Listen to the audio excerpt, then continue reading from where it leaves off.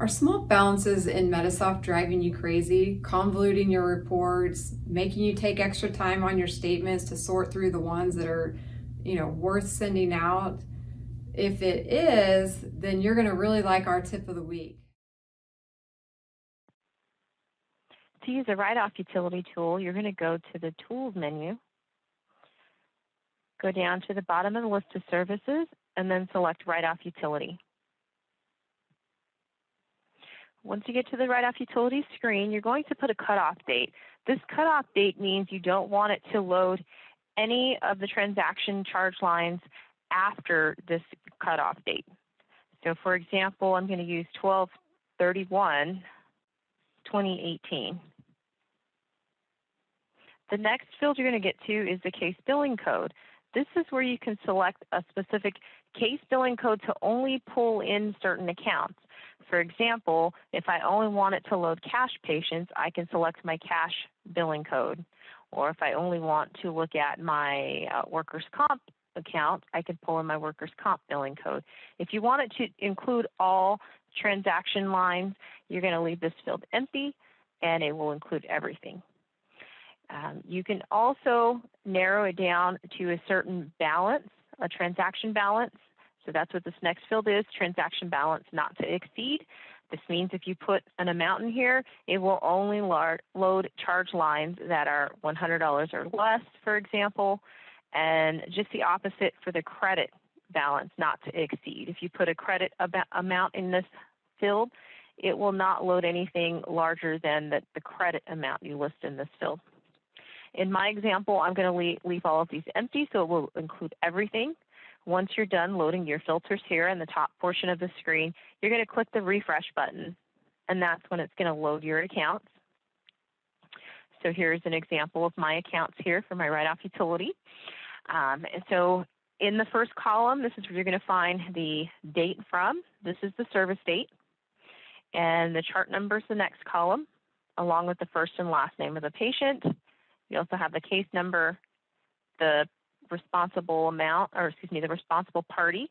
So this will let you know who's responsible for this charge line. So this top line, it lists the patient's name, so the patient is responsible, and you'll see in the balance there's a $60 credit. The next line, it says Aetna, so that's showing that Aetna is responsible for that $35 balance, and so on.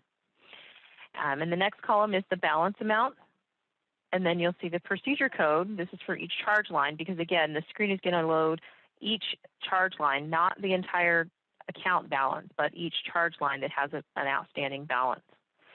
And it also gives you the last patient payment date as well. So you can see when the patient stopped making payments on that account. So that will help you to determine if you still need to write it off or not, if it's been a dead account for a while. And then the last column is the procedure column. You can also take and rearrange these columns in any order that you'd like if you want to move the last patient payment amount next to the date of service. You can see what those date ranges are there. You can also add and remove columns from the screen, from this grid, by clicking the little black dot in the top left corner. And that will allow you to remove columns that you don't need to utilize, as well as add columns that you would like to add. So to use this write-off utility, what you're going to do is go through and look at each line item to determine which ones that you want to write off. There's an uncheck all box in the top left-hand corner. You can click on that to deselect all of your charge lines here, and then go through each one and determine which ones you want to write off. So for example, if I want to write all of these here in the middle off for Jay Brimley,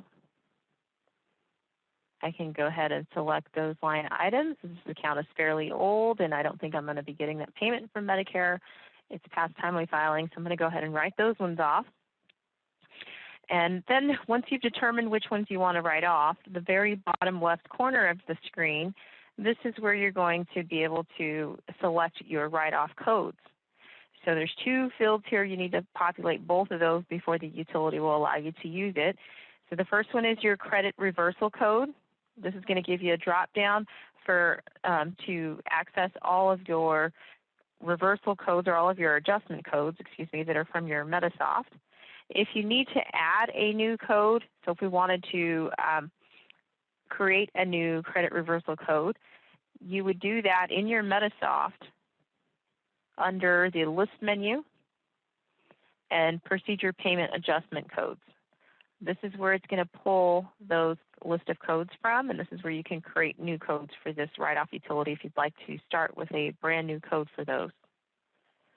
So you'll just go to this list and click on New, and then you'll create your code here. So if we wanted to abbreviate it, credit reversal.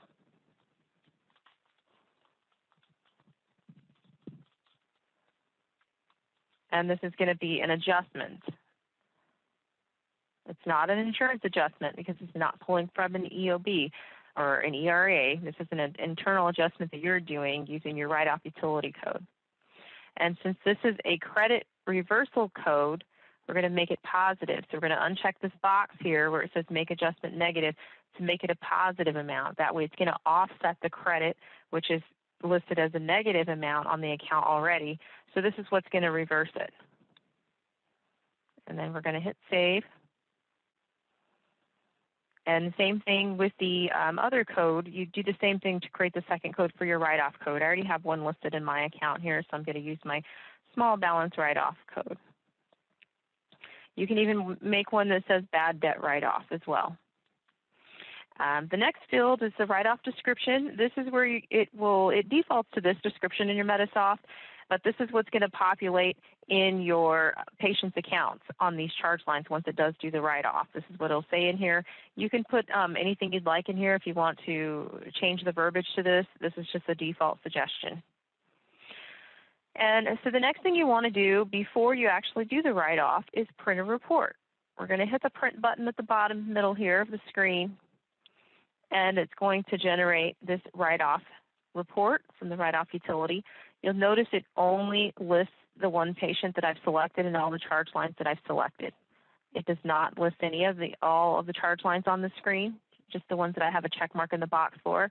And then at the bottom, it does give you your small balance write-off total, so you can see how much you're going to be writing off and any credit reversals that you'll be doing. So that'll give you a little total there so you can see what you're about to do.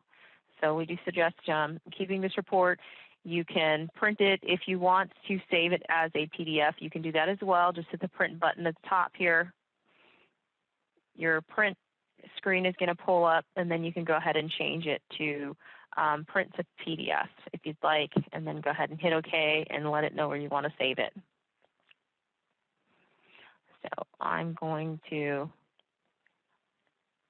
close that out, and then we're going to go ahead and perform the write-off by clicking the write-off button. And you're going to get this pop-up that's telling you it's strongly recommended to make a backup before you run this utility. So asking you if you want to continue with the write-off. So you can go ahead and hit yes if you want to continue, if you've recently made a backup. If you have not, you will definitely want to make a backup first, especially if you're going to be writing off a lot of line items. So I'm going to hit yes. I want to go ahead and continue, but if you have not made your backup yet for the day, go ahead and hit no, and then it'll allow you to make your backup first. So it's now done doing the write-off, and you'll notice here that it removed those line items that I selected because those have been now written off, and these are the remaining line items. So if I wanted to continue to work and look at these and continue to make more write-offs, I can do so, of course, by just checking the box and repeating the previous steps that we just did. So now let's go take a look at that patient's account so you can see what it looks like. So I'm going to close out of here.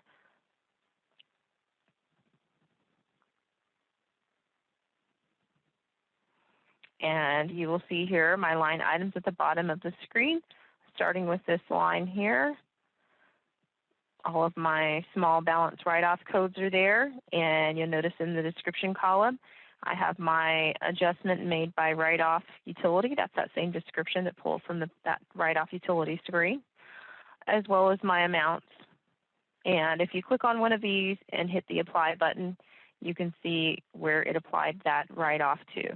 There was my previous balance of $25, and there's my write-off that was applied to it.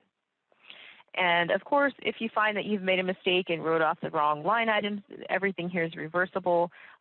All you simply have to do is highlight the line item and hit delete to delete it. And yes, you want to delete it. And that's reversible. And that is the write-off utility. We hope you find that useful.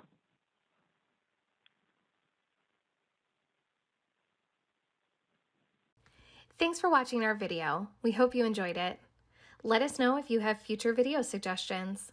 And as always, call us with any of your Medisoft needs. We'll be happy to help.